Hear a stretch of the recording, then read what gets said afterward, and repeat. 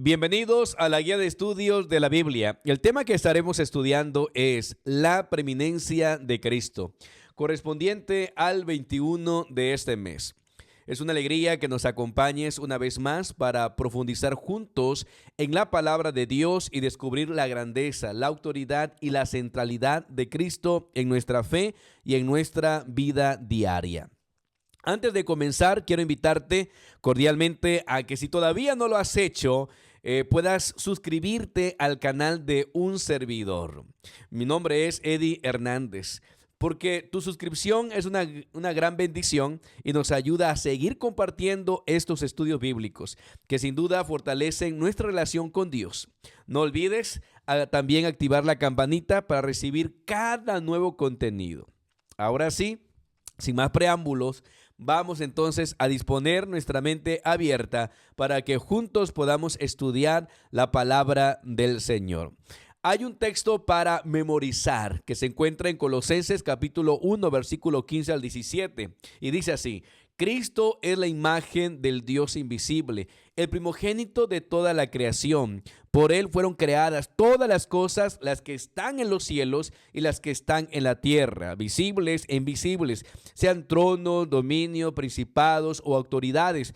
Todo fue creado por medio de él y para él.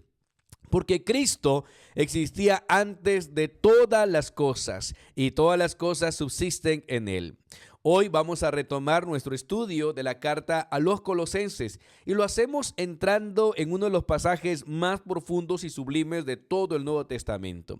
Pablo no solamente habla aquí de lo que Dios ha hecho por nosotros, sino de quién es realmente Jesús y de lo que eso significa para nuestra vida diaria. En Colosenses 1:12 al 14, el apóstol nos recuerda algo fundamental. Nuestra salvación no es solamente el perdón de pecados, sino un cambio total de reino. Dios el Padre nos capacitó para participar de una herencia eterna, nos libró del poder de las tinieblas y nos trasladó al reino de luz, el reino de su Hijo amado. No fue un ajuste superficial, fue una transformación radical de nuestra condición espiritual. Antes pertenecíamos al reino de las tinieblas y ese reino no se define solo por la maldad evidente, sino por la ausencia de luz, de la verdad, de la esperanza y el propósito. En las tinieblas hay confusión, esclavitud y separación de Dios, pero Pablo declara con gozo que Dios mismo actuó para sacarnos de allí. No fue por mérito humano, no fue por esfuerzo moral, sino por pura gracia. Y aquí aparece el centro de todo, Jesús. En él tenemos redención, el perdón de los pecados, pero Pablo no se queda solo en lo que Jesús hizo, va más profundo y nos habla de quién es Él. La afirmación que sigue en esta carta es una de las más elevadas de toda la Escritura. Jesús no es solamente el Salvador, es Dios mismo, es el Creador, es el sustentador de todo lo que existe. Y aquí está la clave, porque nuestra fe no está puesta en un maestro admirable ni un líder religioso más. Está puesta en aquel por medio del cual fueron creadas todas las cosas, visibles e invisibles. Él mismo que habló el universo a la existencia es el que derramó su sangre para redimirnos. El Creador se convirtió en Redentor y eso cambia completamente nuestra manera de vivir. Si Jesús es el Señor del universo y al mismo tiempo el Señor de nuestra salvación, entonces nuestra vida ya no nos pertenece. Vivir en el reino de la luz implica caminar en armonía con su voluntad, como Pablo oraba en los versículos anteriores. Implica permitir que su señorío alcance nuestras decisiones, nuestras relaciones, nuestras prioridades y nuestra manera de ver al mundo. A veces hablamos del reino de Dios como algo futuro, algo distante, como una promesa que se cumplirá solo en la eternidad.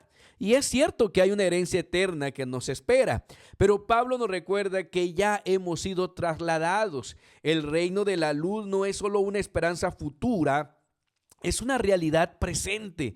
Vivimos ahora bajo un nuevo rey, con nuevos valores y con una nueva identidad. Eso también nos da bastante seguridad. Si el que nos redimió es el mismo que nos sostiene toda la creación, entonces nada escapa a su control. Nuestra fe no descansa en circunstancias favorables, sino en una persona soberana y fiel, incluso en medio de pruebas, incertidumbres o sufrimiento. Seguimos perteneciendo al reino de la luz. Y que al reflexionar en este pasaje seamos invitados a renovar nuestra gratitud y nuestra adoración. No solamente agradezcamos lo que Jesús hizo en la cruz, sino reconozcamos con reverencia quién es Jesús, y esa comprensión más profunda de Cristo fortalece nuestra fe y transforma nuestra manera de vivir. En la parte del día domingo, el tema que se estudió es la imagen del Dios invisible. El versículo clave se encuentra en Juan capítulo 14, versículo 9, menciona: Jesús le dijo, ¿tanto tiempo hace que estoy con vosotros y no me has conocido, Felipe?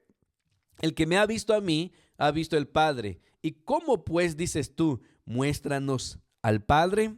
¿Sabes? Cuando nos miramos en un espejo o en una fotografía, vemos solo un reflejo dimensional de nosotros mismos.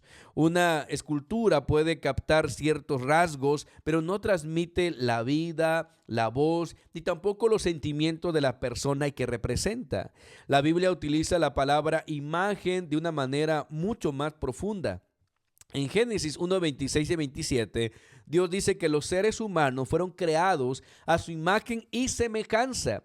Esto no significa que somos dioses ni que podamos crear todo lo que Él creó, sino que compartimos con Dios ciertas cualidades espirituales, relacionales y funcionales. Sin embargo, por causa del pecado, esa imagen se ha distorsionado. A veces nos cuesta reflejar el amor, la paciencia o la integridad de Dios. Aquí es donde Jesús hace la diferencia. Él es la imagen perfecta del Dios invisible.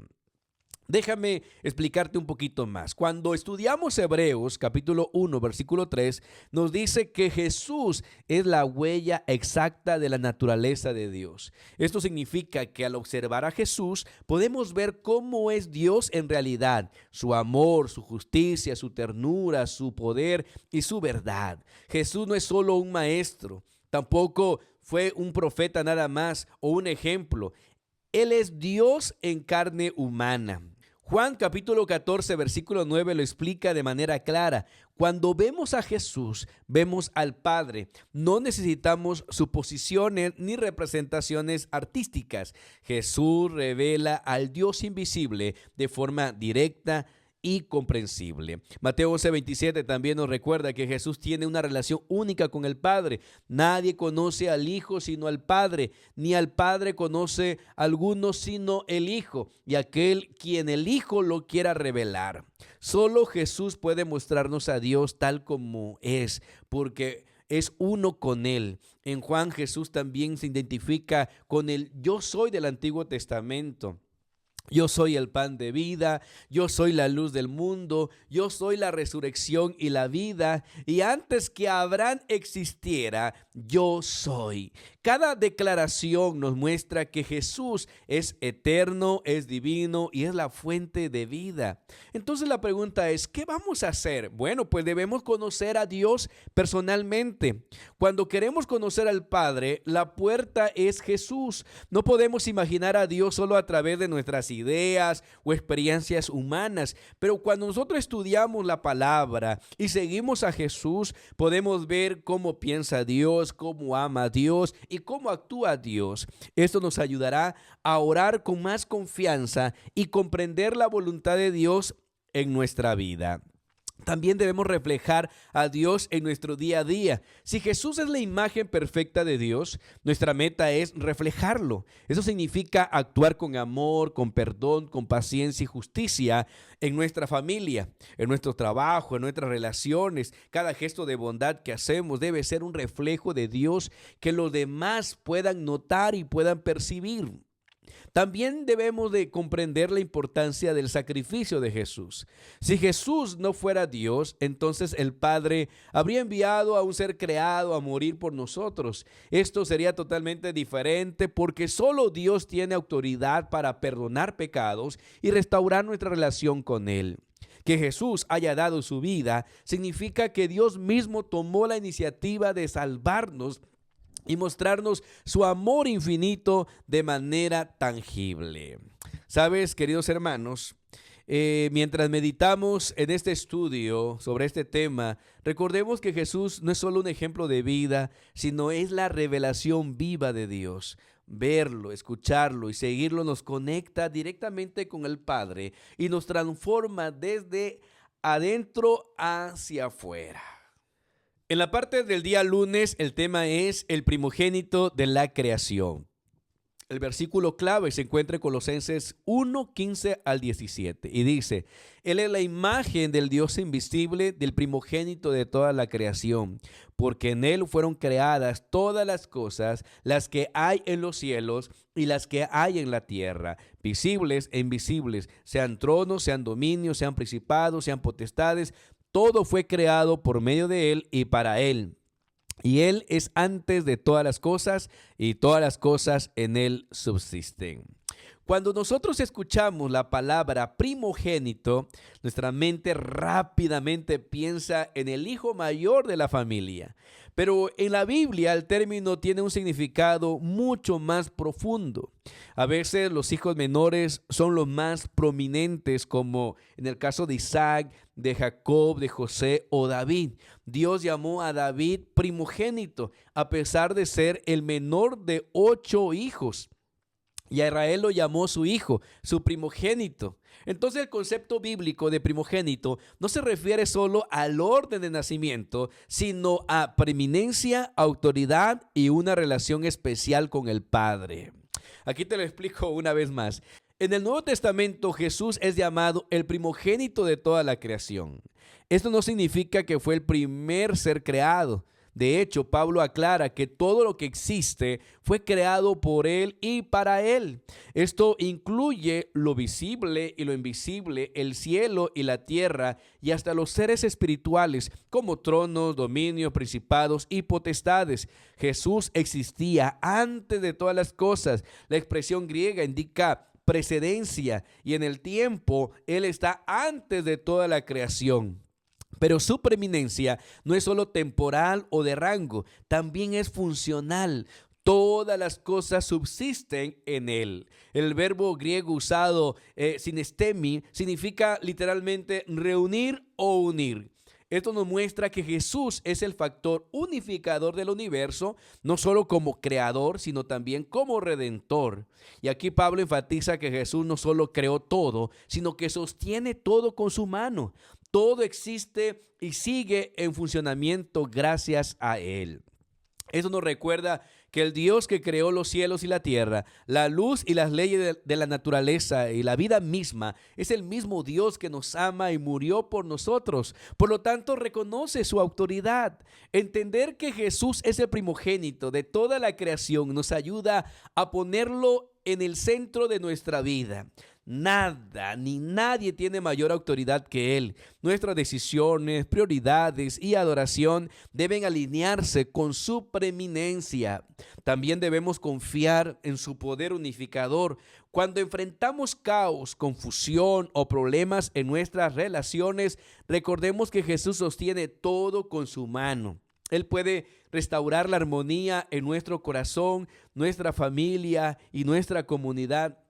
No necesitamos tratar de arreglarlo todo solos. Él es el unificador.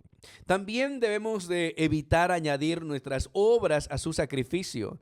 Dios, el Creador, murió por nosotros. No podemos mejorar ni completar lo que Cristo ya hizo. Nuestras obras no suman nada a su sacrificio. Al contrario, intentar añadir algo puede ser blasfemo porque implica que lo que Él hizo no fue suficiente.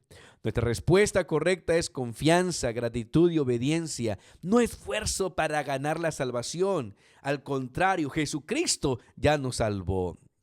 Mientras meditamos en esta parte, recordemos que Jesús no es solo un ejemplo de vida, sino el primogénito de toda la creación, con autoridad, poder y preeminencia sobre todo. Lo que existe gira en torno a Él y nosotros estamos invitados a vivir bajo su señorío. En la parte del día martes, el tema que vamos a estudiar es la cabeza de la iglesia. El versículo clave lo encontramos en Efesios 1, 22 y 23 y menciona: y él sometió todas las cosas bajo sus pies y lo dio por cabeza sobre todas las cosas a la iglesia, la cual es su cuerpo, la plenitud de aquel que todo lo llena en todo. Queridos hermanos, familia, en muchos idiomas usamos la palabra cabeza para referirnos a la posición de liderazgo.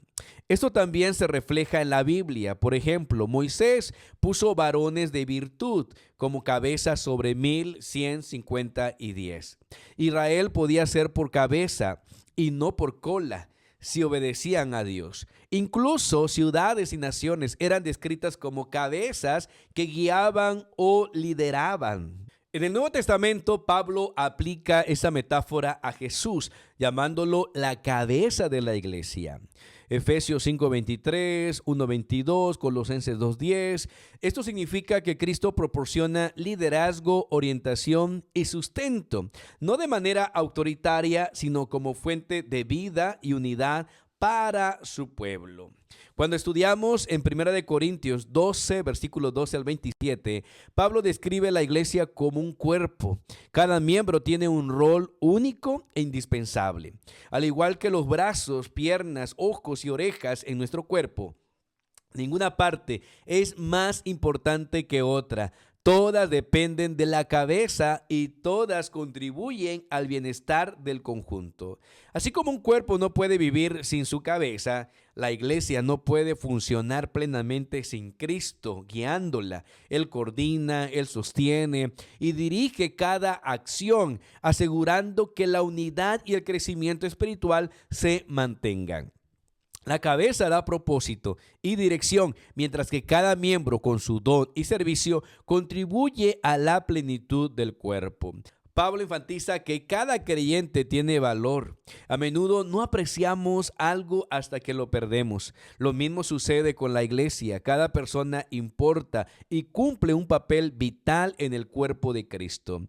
Por eso podemos nosotros mencionar que como cabeza Jesús guía y dirige a la iglesia. Esto significa que debemos someternos a su liderazgo, no por obligación, sino confiando en que Él tiene la visión más completa y sabe cómo guiarnos a cada uno. También debemos valorar nuestro rol en la iglesia. Ninguna parte es insignificante, así como no elegiríamos renunciar a un brazo, a un ojo. No debemos subestimar nuestro servicio.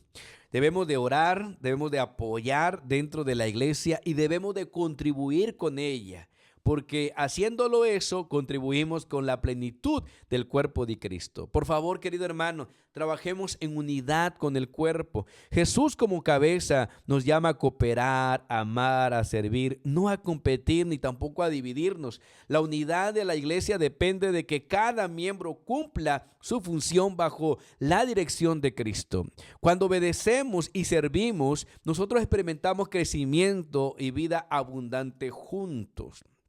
Mientras meditamos en esta parte, recordemos que Cristo no es solo un líder lejano, sino la cabeza viva de la iglesia. Cada vez que participamos en la comunidad de creyentes, estamos conectados con Él y nuestra vida puede reflejar su dirección y también propósito. Llegamos en la parte del día miércoles y el tema es el principio e iniciador. En Colosenses capítulo 1, versículo 18 menciona: Él es la cabeza del cuerpo que es la iglesia. Es el principio, el primogénito de entre los muertos, para que en todo tenga la preeminencia. En Colosenses 1:18, Pablo describe a Jesús como cabeza de la iglesia y también como principio. Estas dos ideas están relacionadas en hebreo. Las palabras para cabeza es rosh y principio es reshit. Se conectan en el sentido de origen, liderazgo y autoridad. Jesús no es solo la cabeza de la humanidad y de la iglesia porque existen desde toda la eternidad, sino porque Él es quien inicia y sostiene toda la creación. Al decir que es principio, Pablo lo presenta como fuente, como iniciador y el agente de todo lo que existe. Desde la creación de los cielos y la tierra en Génesis 1:1 hasta la nueva creación que resulta de su victoria sobre la muerte, Romanos 6:3-4. Todo comienza y se mantiene en Él. La palabra griega arjé, traducida como principio, indica que Jesús es el iniciador de la iglesia y de la nueva creación. Su resurrección no fue la primera cronológica, pero sí la preeminencia. Él venció la muerte y el pecado, y por eso tiene autoridad para recrearnos a su imagen. Esto lo convierte en el primogénito de los muertos, mostrando que la resurrección y la vida eterna provienen de Él. Recordemos las razones de su preeminencia según el apóstol Pablo. Número 1, Jesús es la manifestación perfecta del Dios visible. 2, Él es el creador de todo lo que existe. 3, existía antes de todas las cosas y las sostiene. 4, es la cabeza de la iglesia y también de su cuerpo. 5, es el iniciador de la creación y de la nueva creación. Y 6, obtuvo la victoria sobre el pecado y la muerte. 7, tiene preeminencia sobre toda la humanidad y la iglesia. Esta combinación de autoridad, poder y preeminencia nos invita a vivir con Él como centro de nuestra vida. ¿Qué tenemos que hacer? Empezar cada día con Jesús. Reconocer a Jesús como principio significa permitirle iniciar nuestro día, nuestras decisiones, nuestros proyectos, nuestros planes. Antes de hacer cualquier cosa o enfrentar problemas, podemos pedir su dirección y dejar que Él guíe nuestros pasos. Permitamos también que Él transforme lo viejo en lo nuevo. Si Jesús es el iniciador de la nueva creación, podemos entregar a Él nuestros hábitos, nuestros pensamientos y actitudes dañinas. Él tiene poder para recrear a su imagen, de manera que nuestra vida refleje el carácter de Dios. 3, vivir con confianza en su victoria. Jesús venció la muerte y el pecado. Esto nos da seguridad de que ninguna circunstancia puede separarnos de su amor. Cuando enfrentamos miedos, fracasos o incertidumbre, podemos descansar que Él tiene el control y nos sostiene. Por favor, querido amigo, da prioridad a lo eterno sobre lo temporal. Como principio primogénito, Jesús nos recuerda que lo que empieza en Él tiene valor eterno. Invertir tiempo en la oración, en el servicio, en el amor y en el crecimiento espiritual produce frutos eternos, mientras que lo temporal siempre va a pasar. Por favor, pensemos que Jesús no solo es la cabeza y el guía, sino el iniciador de todo lo bueno en nuestra vida y en la creación. Todo tiene sentido y propósito cuando Él está al centro de nuestra vida. Hoy decide entregarle todo a nuestro Señor Jesucristo. Llegamos al día jueves y el tema es para reconciliar todas las cosas. Colosenses 1:19-20 dice: porque en Él agradó al Padre que toda plenitud habitase, y por medio de Él reconciliar consigo todas las cosas, así las que están en la tierra como las que están en los cielos, haciendo la paz mediante la sangre de su cruz. La Biblia nos revela que Dios ama al universo entero y su amor se manifestó de manera suprema en la cruz de Cristo. Colosenses 1:19-20 nos dice que toda plenitud de Dios habitó en Jesús y que mediante Él todas las cosas serían reconciliadas. Esta reconciliación no se limita a las personas, sino que incluye todo el universo, lo visible y lo invisible. El concepto de plenitud se refiere a la gloria completa de Dios, su poder creativo, su sabiduría y su gracia. Todo esto se manifestó en Jesús, incluso en su muerte en la cruz, un instrumento de amor que transformó un acto de humillación en la demostración más sublime de redención y reconciliación. Pablo señala que la reconciliación que Jesús logra abarca todas las cosas, abarca la humanidad, los seres espirituales, la creación y todo lo que existe. La cruz no solo venció al pecado, sino que reveló la verdadera naturaleza de Dios. Amor, justicia y gracia infinitos. El amor de Dios es tan profundo que arriesgó todo para salvarnos. La palabra griega cosmos, traducida como mundo, indica todo el universo. Esto significa que el sacrificio de Jesús tuvo un impacto universal, reconciliando a los ángeles, a los seres humanos, a toda la creación con Dios. Y como señala Elena G. de White, los ángeles contemplaron con asombro la cruz y Cristo mismo entendió plenamente el alcance de su sacrificio cuando dijo: consumado es. La reconciliación resultante de la cruz es completa y universal. Restaura relaciones, trae paz y revela el carácter de Dios a todo el universo. Queridos hermanos, viendo esto, vive en reconciliación con Dios. La cruz nos da la oportunidad de estar en paz con Dios. Si hay pecado, si hay culpa en tu vida o si estás distante, es momento de acercarte a Jesús. Acepta su perdón y experimenta esa reconciliación personal y espiritual. Además, debemos reflejar el amor de Dios reconciliándonos con Cristo. Así como Cristo reconcilió todas las cosas, nosotros estamos llamados a vivir como agentes de reconciliación en nuestras familias, en nuestras comunidades, en nuestras relaciones. Esto significa perdonar, buscar la paz y construir puentes de unidad. ¿Por qué razón? Porque la reconciliación no depende de nuestra capacidad, sino del poder de Cristo obrando en nosotros. Podemos descansar en que aunque veamos mucho caos e injusticia, Dios tiene un plan de restauración para todo. Nuestra tarea aquí es confiar y participar humildemente en su obra. El día viernes, al reflexionar sobre la eternidad de Jesús, comprendemos que su divinidad no es un detalle secundario, sino el fundamento de todo el plan de salvación. Si Jesús no fuera eterno, si hubiera sido un ser creado en algún momento, su sacrificio en la cruz no tendría la autoridad ni tampoco el poder para reconciliar al universo con Dios.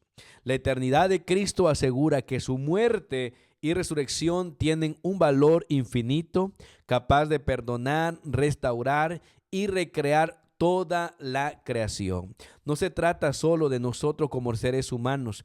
Todo el universo participa y observa lo que Jesús hizo.